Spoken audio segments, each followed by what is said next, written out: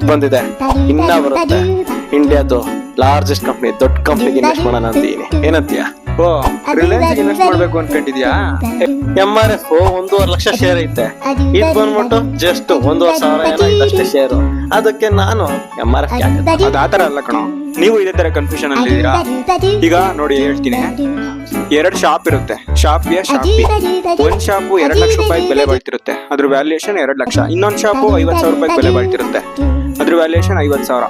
ಒಂದು ಶಾಪ್ ಅಲ್ಲಿ ಅದನ್ನ 2 ಲಕ್ಷನ 10 ಪಾರ್ಟ್ ಆಗಿ ಡಿವೈಡ್ ಮಾಡಿದ್ರೆ 20,000 ರೂಪಾಯಿ ನಂಗೆ 10 ಶೇರ್ ಇದೆ ಅಂತ ಅನ್ಕೊಳ್ಬಹುದು. ಈಗ 50,000 ರೂಪಾಯಿ ಶಾಪ್ ನ 2 ಶೇರ್ ಆಗಿ ಡಿವೈಡ್ ಮಾಡಿದ್ರೆ 25,000 ರೂಪಾಯಿ 2 ಶೇರು.